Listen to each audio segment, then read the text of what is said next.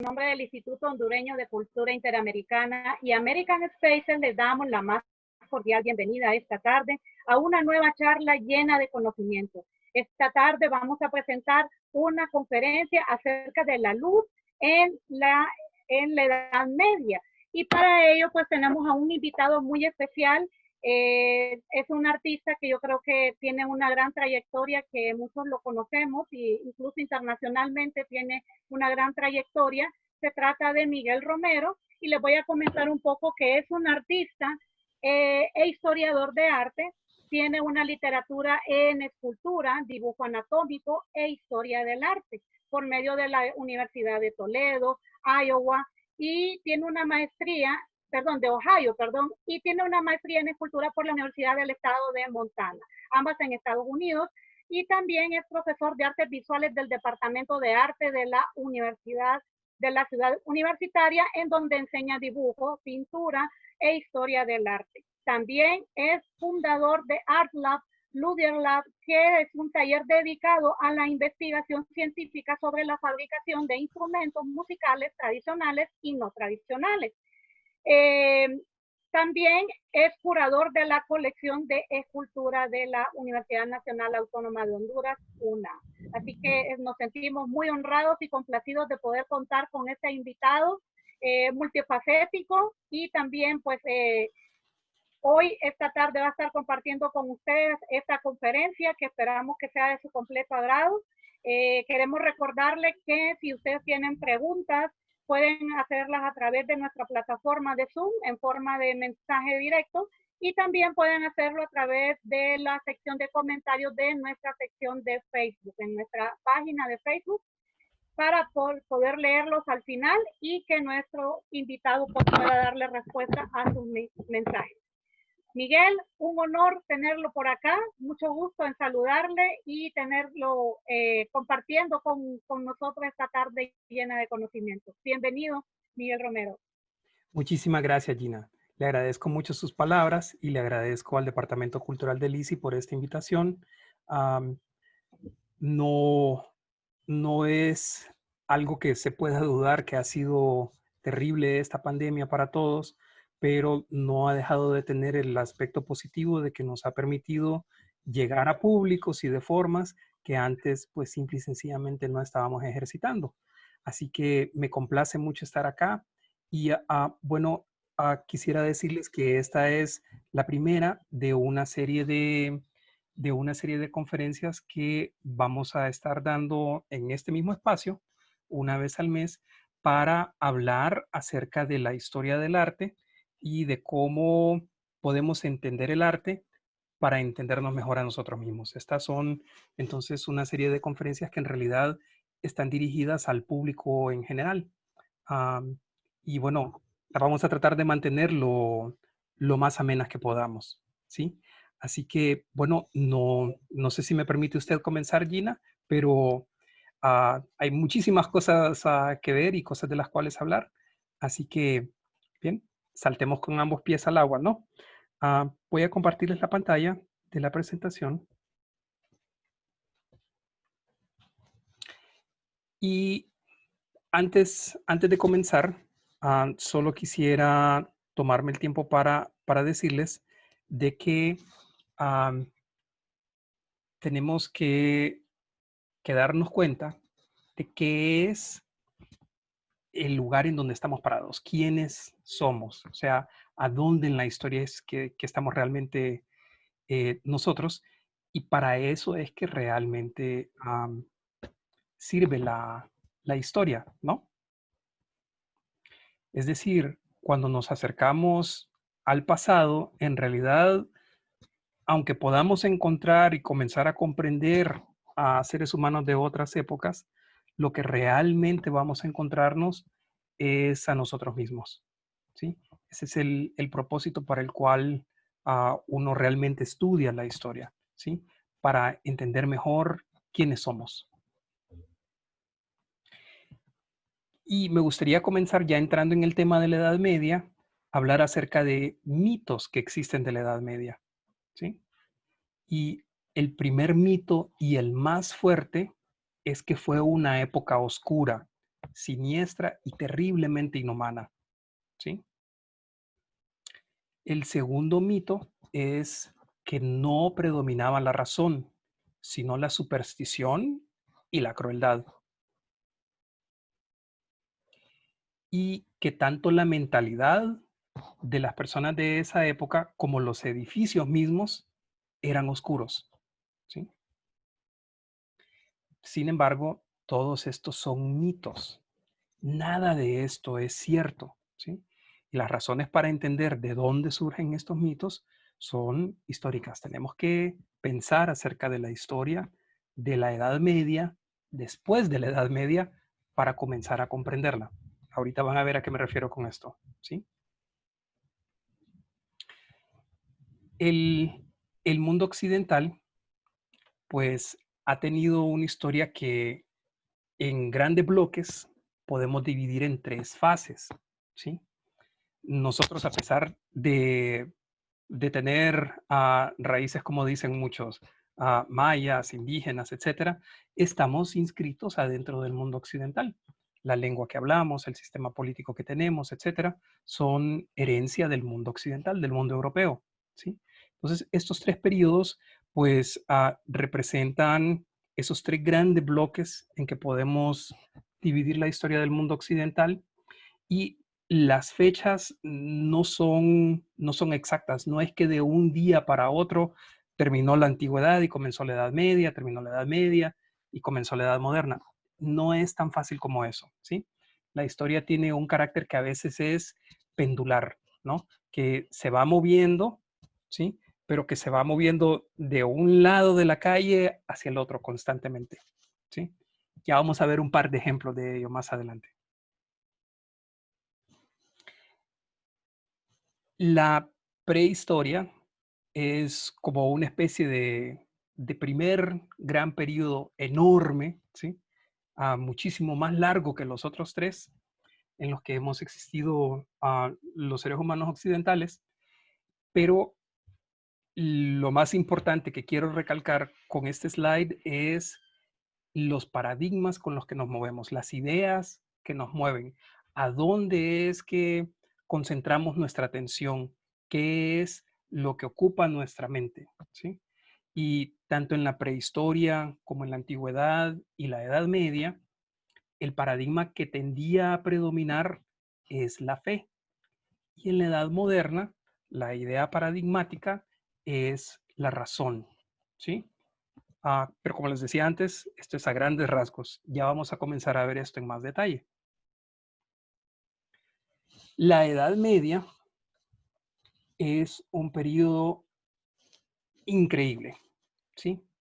Lo que básicamente sucede es una enorme serie de crisis que se anidan, sobre todo en lo que antes solía ser el territorio del Imperio Romano, y se expande con su legado más grande, que es el cristianismo. Ahora, nosotros vemos todas esas películas en Semana Santa y pensamos, ¿qué tiene que ver el cristianismo con los romanos?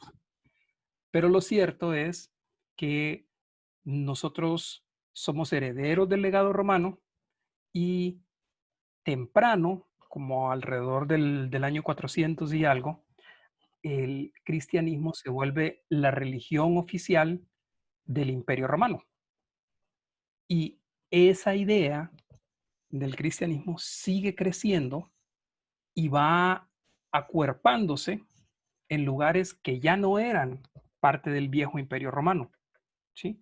Ahora tenemos que para finales de la Edad Media, el cristianismo de un lado ha llegado hasta la zona norte de Europa, hasta los países escandinavos, y ha llegado hasta los países eslavos, y ha también ocupado todo el norte africano, ¿sí? Que después eso recedió con la entrada del Islam, pero durante muchísimo tiempo el norte de África era cristiano, ¿sí? Entonces, lo que vemos es que el legado de la filosofía, el legado cultural de Grecia y Roma, que es preponderantemente laico, ¿sí?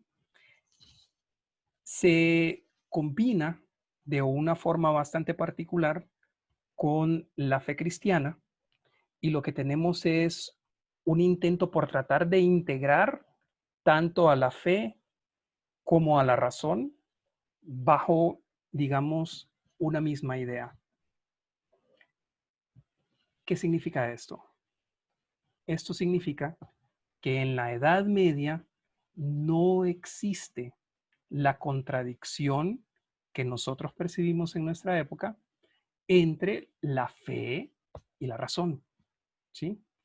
La razón para el pensamiento medieval es un instrumento que se utiliza para comprender la fe. La fe está por encima de la razón, ¿sí? Sin embargo, la razón provee ideas y recursos que van más allá de solamente la fe. Es decir, en la idea medieval, ¿sí? Es que nace la idea de la teología. La teología es una ciencia que trata de usar la razón para explicar la fe. En ese sentido es que se vuelve la razón servil de la fe, ¿sí? Pero como la razón es capaz de aportar más cosas que van más allá de solamente la fe, esa relación de servitud, pues, le permite crecer a la razón en servitud y expandirse más allá de lo que solamente la fe puede cubrir. Y el resultado de ello es la ciencia moderna. Y en la medida en que se va independizando la razón de la fe, va poco a poco surgiendo nuestro mundo moderno, ¿sí? Entonces, lo que tenemos en esta Edad Media es un momento en que la fe y la razón se conjugan en una relación en que una relación en que la razón es servil a la fe, pero más adelante la razón está allá fuera de esa relación, ¿sí? Y allí es donde sucede la Edad Moderna.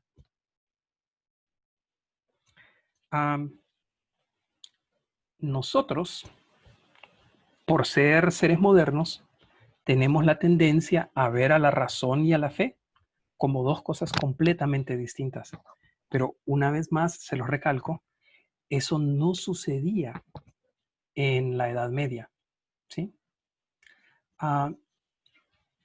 El libro de Génesis comienza diciendo cómo Dios separa la luz de la oscuridad, la tierra de las aguas, etcétera, etcétera, etcétera, etcétera, etcétera, ¿sí? Y más adelante, Moisés baja con un resplandor de la montaña y con las tabletas de los 10 mandamientos. Y más adelante, Jesús mismo es caracterizado como la luz del mundo, ¿sí? Y en ese sentido hay una larga tradición judeocristiana de identificar a la luz con la fe. Estamos hablando entonces de que la luz se vuelve un símbolo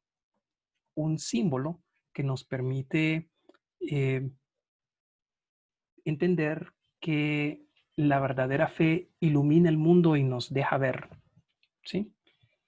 Y curiosamente, en el mundo griego, el más espiritual de todos los sentidos es la vista, ¿sí? En el esquema platónico de los sentidos, el sentido más elevado es la vista. Y no podemos percibir nada, no podemos ver absolutamente nada, sino gracias a la luz. ¿Sí? En la oscuridad no podemos ver nada, tiene que haber luz para poder ver, ¿sí?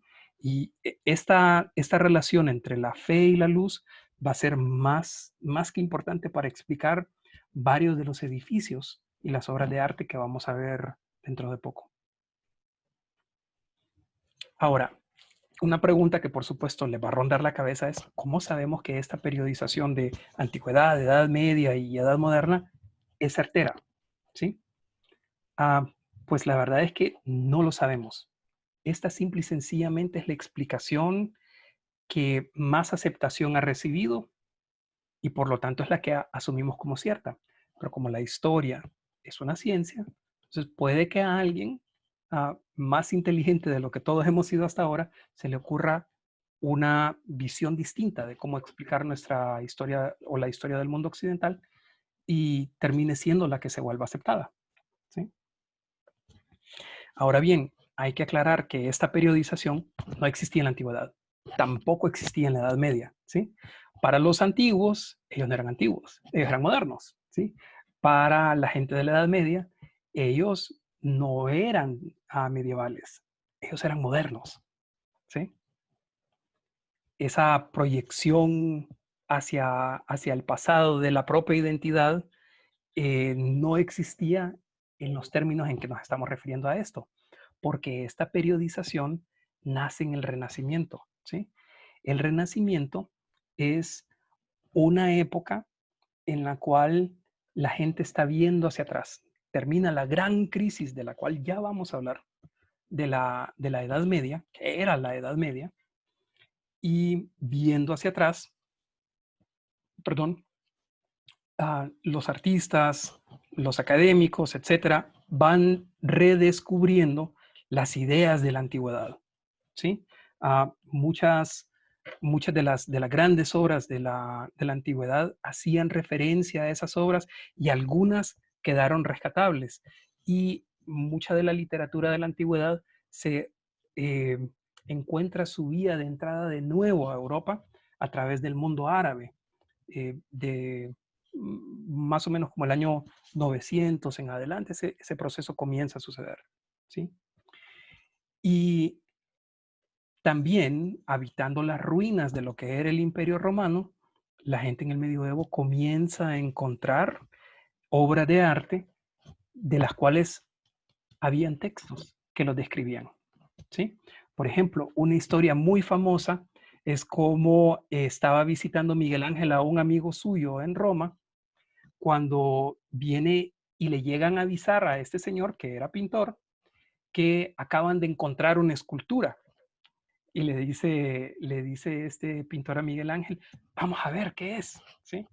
Y se van a ver, y cuando sacan esta escultura, lo primero que dice Miguel Ángel es el Laoconte, ¿sí? Que es una de las obras más importantes de la antigüedad, y de hecho lo era, ¿sí? O sea, Miguel Ángel ya había leído en libros de la antigüedad acerca de esta obra y luego la vienen a encontrar en las ruinas de Roma, ¿sí? Entonces ese proceso de mirar hacia atrás, más allá de la época medieval y de tratar de rescatar la antigüedad, es lo que llamamos renacimiento. Es un renacer de las ideas de la antigüedad. Es el renacimiento el que dice, esta gente que hizo estas iglesias góticas, esta gente que hizo estas iglesias románicas, etcétera, no tenían las ideas correctas. Esa no es la verdadera belleza. La verdadera belleza es la de la antigua Roma, la de la antigua Grecia. Y se inventan el término de antigüedad. Y como ellos son los modernos, para ellos mismos, entonces dicen, esto que está entre la antigüedad y nosotros es una edad media. Y así es como nace el término de precisamente edad media, ¿sí? Entonces, lo que podemos ver es que nosotros siempre hemos juzgado erróneamente a la Edad Media. La hemos juzgado con los ojos del Renacimiento, ¿sí? Pero hay mucho que decir que va más allá de esa visión peyorativa, de esa visión que menosprecia a la Edad Media que tenían los intelectuales del Renacimiento. Ahora, la visión que tenemos, y aquí sí ya comenzamos a tratar de explicar la crisis de la Edad Media, ahora, como vemos la Edad Media, es como la integración de los pueblos bárbaros a la narrativa de Europa, ¿sí? A la narrativa del mundo occidental. El mundo occidental tenía, digamos, su epicentro en la antigua Grecia y ese epicentro fue pasado después a la antigua Roma, ¿sí? Y los romanos simple y sencillamente se encargaron de expandir tanto su imperio, ¿sí? Sin embargo, lo expandieron más hacia occidente, los griegos con Carlomagno lo habían expandido más hacia oriente, lo expandieron de tal forma que esa narrativa del mundo occidental fue cambiando y fue integrando a esos otros pueblos que se iba encontrando, y no era una integración pacífica, era una integración violenta. Y pues llega el punto en que la misma Roma entra en crisis. Hablemos acerca de esa crisis.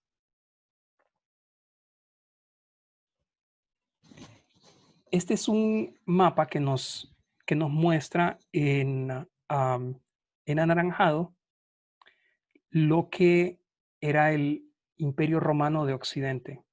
Y en un café claro nos muestra el Imperio Romano de Oriente, ¿sí?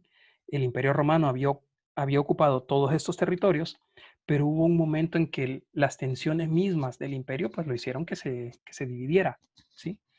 Y más o menos esas son las fechas que tomamos como el comienzo de la Edad Media. Pero, como les decía, estos son procesos de transición y esos procesos llevan mucho tiempo. Y lo que comenzó a suceder es que del oriente, y se asume que es presionado por los mongoles, estaba habiendo un empuje de pueblos hacia el occidente, ¿no? La dinastía Han logra construir la Gran Muralla China, y con eso los mongoles, ya no pudiendo invadir China, comienzan a irse hacia occidente y van poco a poco empujando pueblos.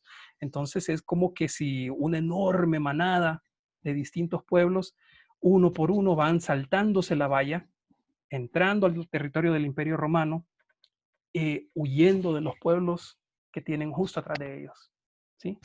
Este es un periodo que está caracterizado precisamente por las grandes migraciones, y es precisamente así como se le llama. Y estas grandes migraciones se dieron durante varios siglos, ¿sí?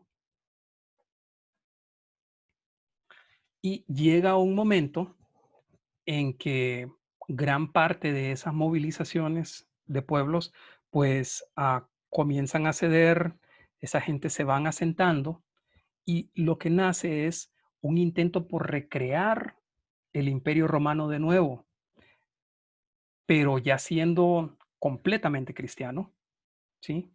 Cuando el Imperio Romano se vuelve oficialmente cristiano, ese proceso de cristianización no había sido terminado, pero ya acá, ya prácticamente todos estos pueblos eran cristianos, y resultó ser muchísimo más pequeño que el Imperio Romano original. Y a esto le llamamos el Imperio Carolingio, porque fue comenzado por Carlomagno, por Carlos el Grande, ¿sí? Y justo en esta época de Carlomagno es que se comienzan a dar invasiones de los pueblos escandinavos, de los vikingos, ¿sí? Y esos vikingos se convierten como en la última ola de invasores que comienzan a entrar en los territorios que se consideran Europa o que se consideran herederos del legado romano, y aunque duró bastante tiempo, se terminan integrando también a esta narrativa, ¿sí? Todos esos países escandinavos terminan siendo cristianizados, ¿sí?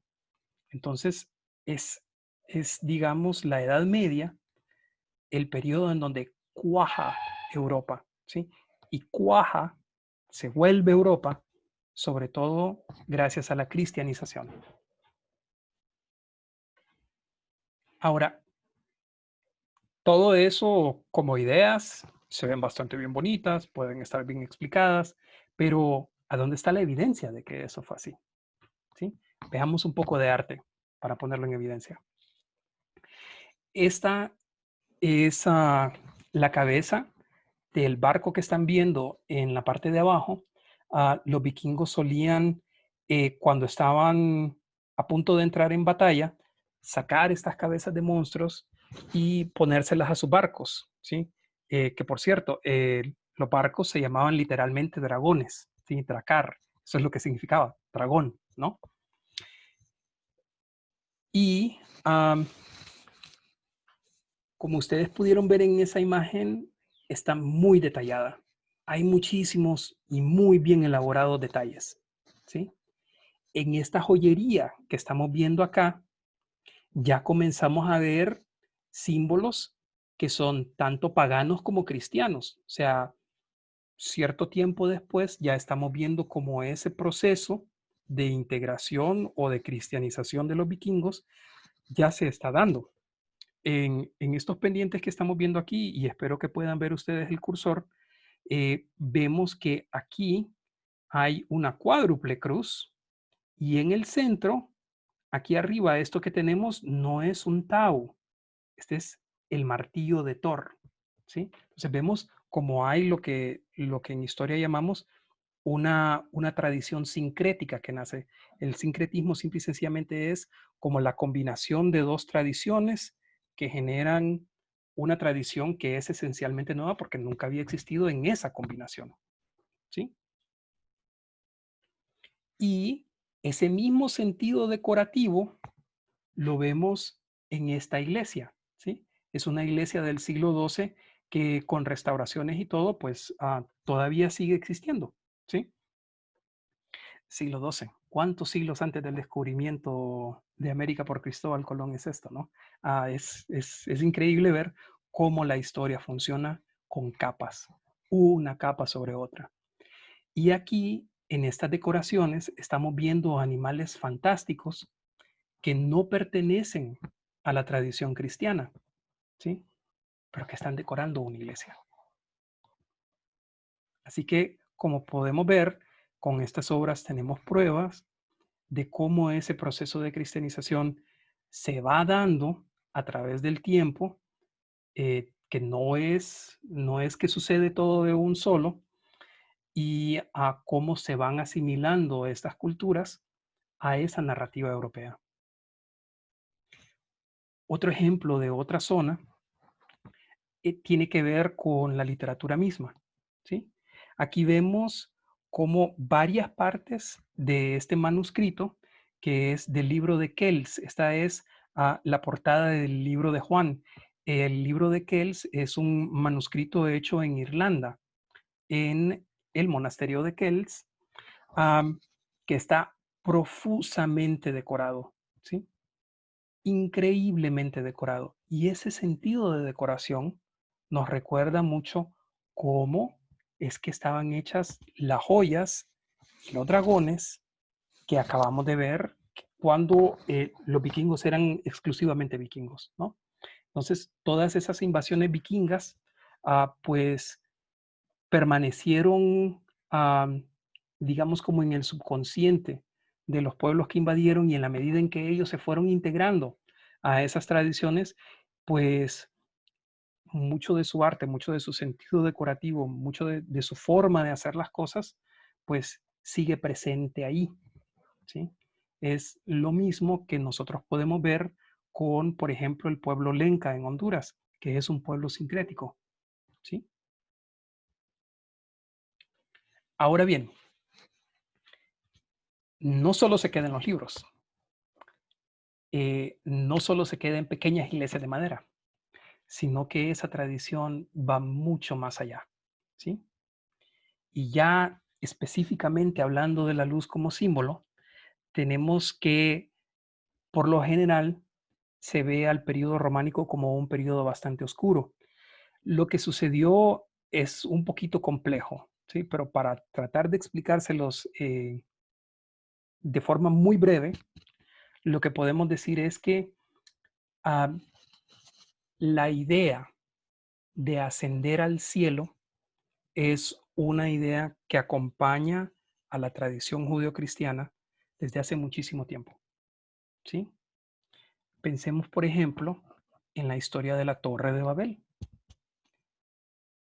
Los que la construyeron estaban tratando de llegar a Dios, de llegar al cielo, ¿sí? Y en cierta forma, eso es lo que comienza a suceder en este periodo románico. Ya hay un dominio de técnicas de construcción que viene con todos los adelantos de la ingeniería romana, que les permite a esos constructores tratar de irse más hacia arriba. Pero para hacer eso necesitan hacer paredes más gruesas, y al hacer paredes más gruesas, pues se ven con la dificultad de que las ventanas tienen que ser pequeñas. Entonces, por eso es que los edificios románicos tienen, en comparación con los góticos, la reputación de ser oscuros, cuando en realidad simple y sencillamente son muchísimo más grandes, que las iglesias que se estaban construyendo con anterioridad. Aquí tenemos una pequeña iglesia en Portugal en donde podemos ver cómo las fuentes principales de luz están justo detrás del altar, ¿sí? La luz entra al edificio, los feligreses se sientan y la luz les viene desde arriba, entra al edificio hasta ellos, ¿sí? Es, es algo simbólico, ¿sí? La luz no está simple y sencillamente entrando de los lados o de alguna ventanita que está mal puesta, no. Hay un manejo exquisito y muy bien pensado de cómo va a ser iluminado este edificio a través de todo el día, a través de todas las estaciones, a través de todos los años, ¿sí? Y eso está hecho para crear la sensación de que uno está entrando a la casa de un ser que es más grande que uno, es decir, Dios, y a dos, que ese ser es un ser de luz que nos viene a sacar de la oscuridad, que al entrar en estos edificios estamos saliendo de la oscuridad de la vida diaria en la que vivimos. Este es el edificio, la iglesia, del complejo que se construyó Carlomagno en Aquisgrán. Esta es una iglesia octagonal y la misa se dice abajo, pero el trono de Carlomagno está en el segundo piso, ¿sí? Y el palacio de Carlomagno está en la parte superior de la loma en donde está este edificio. Es decir, aquí vemos no solamente un programa teológico, sino que un programa político en el que Carlomagno le está enviando un mensaje muy claro a la iglesia de que él está por encima de ella, ¿sí? Para hablar un poquito acerca de estas iglesias, muchas de las características que tienen las iglesias románicas, pues las tienen también las iglesias góticas. Vemos cómo hay una roseta en el centro, vemos cómo hay una portada, vemos cómo hay torres en donde hay un campanario, vemos cómo en la parte de atrás, en donde está el ábside, allí es donde va a estar el altar. Vemos cómo hay una nave distinta, una parte del edificio que cruza la parte principal del edificio a 90 grados, creando una cruz. Eso es lo que llamamos el transepto. Y cómo alrededor del ábside, que es a donde está el altar, pues se van formando pequeñas capillas, ¿sí? Y muy importante, vemos cómo hay no precisamente un segundo piso, pero como en el centro del edificio también se permite que entre la luz de los lados. Y el desafío principal, perdón, como les decía con estos edificios, era el tratar de hacerlos lo más grandes posible, ¿sí? Tenía que ser una casa digna de Dios, ¿sí? Pero para hacer eso necesitaban hacer los muros extremadamente fuertes, extremadamente gruesos. Entonces el desafío principal era, ¿cómo hacemos esto lo suficientemente grande para que sea digno de Dios, pero que no sea una cueva oscura, sino que sea un lugar en donde podamos usar la luz como metáfora, la luz como poesía para mostrarnos la fe? Aquí vemos una vez más cómo las ventanas del clerestorio y las ventanas que están atrás del altar iluminan de forma muy particular esa zona, ¿sí? Ya cuando llegamos al gótico, entonces simple y sencillamente estamos viendo que con mucha mayor habilidad, esa misma tradición comienza a hacer, o mejor dicho, a hacer desaparecer las paredes, las va transformando en columnas, va creando un complejo sistema de pequeñas bóvedas que permiten apoyar todo el peso en columnas gruesas y le permite abrir las ventanas, ¿sí? Este es el interior de Notre Dame. Y como podemos ver en la parte de arriba, se están usando lo que llamamos bóvedas de crucería para apoyar directamente sobre las columnas todo el peso de la bóveda. Cabe mencionar de que estas iglesias eran el espacio en donde uno venía a tener la experiencia de la fe con todos los sentidos. Es decir, no solo se trataba de la luz, se trataba también acerca del incienso, de la mirra y de la música, ¿sí? Entonces, venimos a tener una experiencia completa de la fe. Veo que alguien levantó la mano. Ah, Permítanme avanzar un poquito y contesto con mucho gusto su pregunta, ¿sí?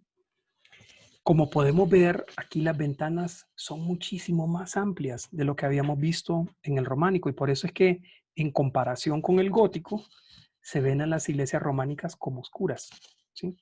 Pero como les había dicho, no es que realmente fuesen tan oscuras, sino que en comparación con las góticas no están tan bien iluminadas. Ahora bien, en el periodo carolingio y en el periodo románico habían muchas más pinturas murales que en el periodo gótico, porque en el periodo gótico lo que comienza a suceder es que las ventanas mismas se utilizan para hacer vitrales, para hacer imágenes, ¿sí? Y estas imágenes se vuelven como una especie de libro, o sea, estas iglesias cumplen varias funciones, ¿sí? Uno viene aquí no solamente a escuchar la misa, sino que aprender acerca de su propia fe. Y esta enseñanza se da a través de las imágenes. La mayor parte de personas no tenían acceso a libros, ¿sí? Los libros eran un producto extremadamente caro, extremadamente raro, que solo las personas más ricas tenían acceso a ello, ¿sí? Entonces la mayor parte de la población no sabía leer, no sabía escribir, y se ve la iglesia en la necesidad de usar las paredes de la iglesia misma como un texto para enseñar la fe. Y como habíamos dicho antes, si existe ese uso simbólico de la luz como símbolo de la fe, ¿qué mejor forma de enseñar la fe que con los vitrales? La luz penetra el edificio a través de ellos y penetra nuestra alma, o más o menos esa era la idea que ellos trataban de darle a esto, ¿no? De que utilizando la luz como símbolo, iluminando el interior de la iglesia con las historias mismas de la Biblia, pues la gente se iba a ver enriquecida en su fe. Y por supuesto, para poder hacer las iglesias más grandes, se tuvieron que inventar recursos como este, el de los arbotantes, para poder asegurarse de que todo ese peso tuviera dónde ir. O sea, las iglesias góticas se ven extremadamente verticales, pero en realidad son pirámides, ¿sí? Son pirámides escondidas, con todos estos espacios que se inventan, técnicamente muy difíciles de hacer. Lo que están haciendo es pudiendo hacer los edificios más altos y pudiendo hacer que penetre más luz todavía, hasta el punto en que prácticamente desaparecen las paredes, como en Saint-Chapelle, que es uno de los edificios más gloriosos de todo el gótico y de toda la cristiandad. A pesar de que es una capilla bastante pequeña, esta era la capilla de los reyes de Francia, ¿sí? Está en la misma isla de la ciudad en donde está la Catedral de Notre Dame en París, pero la diferencia en tamaño es enorme y casi nadie, por supuesto, tenía acceso en aquella época a este edificio. Y bueno, ese proceso es continuo, ¿no? Las bóvedas se van volviendo cada vez más complicadas todavía. Estas son bóvedas de abanico que permiten hacer la distancia entre una columna y otra todavía más grande, ¿sí? Ahora bien, ¿por qué simple y sencillamente no hicieron el techo de madera? En realidad, sí hay una estructura de madera encima del edificio para sujetar a las tejas, que por lo general estaban hechas o de cobre o de plomo, pero necesitaban hacer las bóvedas de piedra para crear un espacio sonoro que funcionara muy bien, ¿sí? Necesitaban terminar de cerrar ese espacio para crear las cualidades acústicas que querían crear, ¿sí? La bóveda también se vuelve una metáfora del cielo, ¿sí? Porque es lo que uno ve cuando está viendo hacia arriba. Por eso, por ejemplo, en este edificio de Saint-Chapelle, la bóveda es azul y todos esos puntitos que están allí son en realidad estrellas, ¿sí? Entonces, lo que estamos viendo adentro del edificio es el cielo. Bien, ya podemos entonces hablar un poquito acerca de la pintura, ¿sí? Y lo primero que debemos de decir es que el Renacimiento como tal en el siglo XIV, en el siglo XV, en el siglo XVI, no fue el único renacimiento que hubo, ¿sí? Ya durante la época carolingia, ¿recuerdan aquel mapa? Se había intentado recrear el Imperio Romano, ¿sí? Y aunque el resultado no fue exactamente el mismo, a este resultado le llamamos el Sacro Imperio Romano, y el Sacro Imperio Romano deja de existir con la Primera Guerra Mundial, o sea, duró todo ese tiempo.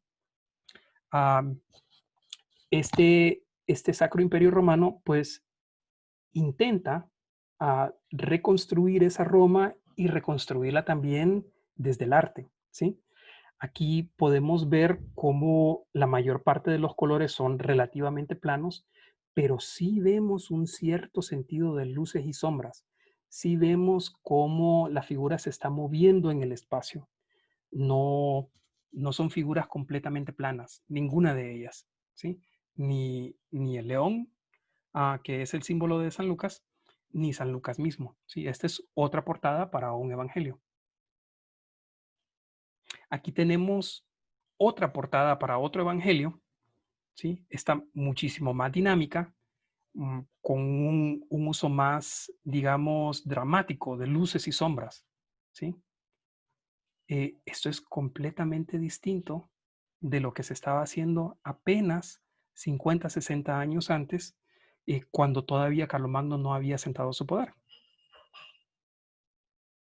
¿sí? Aquí vemos dos ejemplos de portadas del Evangelio de San Mateo. Una del Evangelio de Evo, la que está a la derecha, que es el mismo, el mismo códice, la misma Biblia, de la cual estábamos hablando hace un momento, y otro que es de la coronación, los evangelios que se hicieron durante la coronación de Carlomagno, en el que la figura es prácticamente una escultura, ¿sí? Esa podría prácticamente ser una pintura del siglo XIV, ¿sí? Entonces, el Renacimiento no solo se dio una vez, se dio más de una vez, ¿sí? Y el intento en ambas ocasiones había sido el mismo, el tratar de recrear la gloria de la antigüedad clásica, ¿sí? Ahora bien, hablemos un poco acerca de los logros de la Edad Media. En primer lugar, ya vimos que no es una época oscura, que es una época en donde la fe y la razón simple y sencillamente no se contradicen, ¿sí? La teología como ciencia usa a la razón para tratar de explicar a la fe. En arquitectura vemos los edificios más grandes hasta ese momento. Vemos también el nacimiento de un recurso técnico del cual casi no hablamos, que es el arco apuntalado, ¿sí? No el medio arco, no el arco que es como la mitad de un círculo, sino que un arco que termina en punta. Y ese recurso técnico pues le permitía a la gente que construía durante el gótico el hacer sus edificios más altos.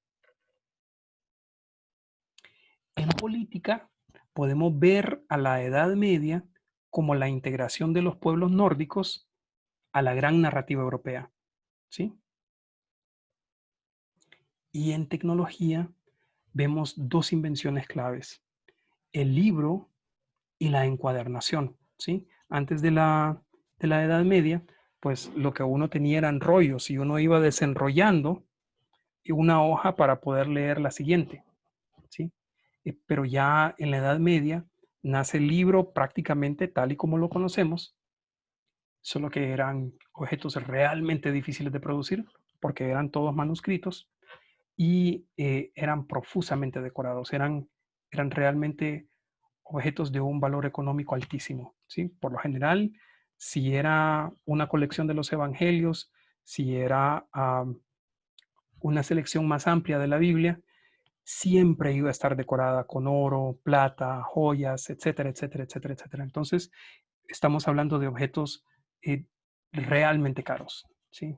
Ah, la mayor parte de las personas podían ver una Biblia si iban a una iglesia y la veían allá a la distancia, sobre el altar. Y en educación, en la Edad Media, nacen las universidades, ¿sí? Las universidades de las cuales nosotros podemos hablar hasta el son de hoy son instituciones que nacen en la Edad Media. Así que, ¿cómo podemos hablar acerca de la Edad Media como una época de oscuridad? Es simple y sencillamente no tiene sentido que hagamos eso. Les quería mostrar un último slide para mostrarles cómo en otras épocas se ha reflexionado acerca de épocas anteriores y se las ha idealizado, ¿sí? Y el idealizar, por lo general, lo vemos como algo muy positivo. En el caso de cómo se ha idealizado la Edad Media, ha sido en realidad bastante negativo, ¿no? Porque se ha visto como una época oscura. Pero aquí tenemos una pintura de 1640 de Poussin, ya en pleno barroco, y en un barroco bastante tardío. Y vemos cómo él está viendo de forma ideal el tránsito del sol por el cielo, ¿sí? Ahí está Apolo, que es ese dios sol, ¿sí? Que va cargando en su carruaje, que es el sol él, ¿no? Y vemos como un anciano al lado está tocando un instrumento y hay jóvenes que están bailando, ¿sí? O sea, él no tendrá la juventud para poder bailar, pero sí tiene la experiencia como para tocar estos instrumentos, ¿sí? Entonces, bueno, Poussin nos está mostrando una idealización de ese pasado. Poussin, que era católico, que era muy católico, ¿sí? Nos está mostrando una visión idealizada, una visión romántica de cómo pudo haber sido la antigüedad, ¿sí? Um, bien, con esto pues termino mi charla de hoy.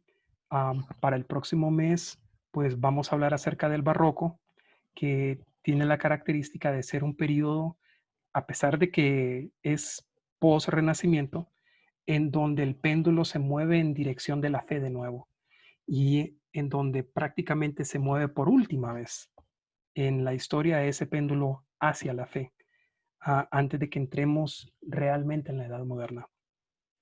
Así que les agradezco mucho por la atención que me han prestado y pues estoy más que dispuesto para contestar sus preguntas. Ya había habido una, permítanme ver, creo que no la veo, pero alguien sí había levantado la mano. Gina, no sé quién fue que levantó la mano. Creo que ya está en la esa persona porque yo también no la encontré. Ok, muy bien. De Facebook solamente tenemos comentarios, muy ¿Sí? interesante, genial, muy interesante. Y pues la verdad, Miguel, nos sentimos honrados de que nos haya esta tarde con esta interesante charla. Creo que ha sido importante conocimiento el que nos ha dejado y pues le agradecemos enormemente habernos acompañado esta tarde. No sé si quisiera dejar algún mensaje final antes de despedir nuestra transmisión. Sí, sí. Bueno, en primer lugar, quisiera agradecerle a Lizzy por haberme invitado a dar esta conferencia. Y si más adelante tienen preguntas, pues pueden contactarme. Voy a poner un mensaje en el Facebook Live de Lizzy para que me puedan contactar desde ahí en caso de que no tengan otra forma de contactarme. Y quisiera decirles una vez más, quisiera recalcar que el motivo por el cual uno realmente estudia la historia es para entenderse mejor a sí mismos, ¿sí? El medioevo es una época sin la cual no hubiesen sobrevivido muchísimas de las tradiciones y de las ideas que todavía hoy nos permean, ¿sí? Todavía seguimos creyendo en muchas de estas cosas, todavía seguimos teniendo una visión que está en buena medida determinada por cómo se dieron las cosas en el medioevo. Eh, en el medioevo, pues ya a finales del medioevo, am, sucedió un fenómeno muy particular, ¿sí? Y es que expulsan los católicos a los musulmanes de España, y del otro lado, los musulmanes logran conquistar todos los territorios del Imperio Romano de Oriente, pero son detenidos justo a la entrada de Europa, ¿sí? Entonces, ¿qué hubiese sucedido? ¿Quiénes seríamos nosotros si esas dos cosas no hubiesen sucedido? ¿Sí? Am, Tendríamos probablemente religiones y creencias muy distintas, y probablemente ese viaje de Cristóbal Colón a América, que nosotros vemos como un descubrimiento, probablemente no se habría dado, ¿sí? Entonces, eh, todos estos hechos nos han venido a determinar, ¿sí? Esa sería la idea con la que los dejaría. Y bueno, les agradezco mucho toda la atención que me han prestado, ¿sí? Y de nuevo, Gina, muchísimas gracias a ustedes por tenerme con ustedes esta tarde. Bien, Miguel, tenemos un comentario de Sergio G. García.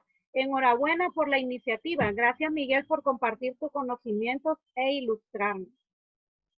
Muchas gracias, Sergio. Un abrazo hasta España. Bien, muchas gracias, Miguel. Sin duda, es una gran oportunidad que nos ha permitido usted compartir con nosotros y recordarnos estos importantes aportes de la Edad Media en nuestros días, ¿verdad? Entonces, muchas gracias por su aporte, por su colaboración. Gracias a todos los que nos acompañaron esta tarde en esta transmisión, y les invitamos a seguir pendientes de nuestra página de Facebook, que Miguel Romero nos va a seguir acompañando más adelante en otras interesantes conferencias. Así que les deseamos buenas tardes y que sigan pendientes de nuestras transmisiones. Gracias a todos, que pasen una buena tarde. Hasta pronto. Adiós.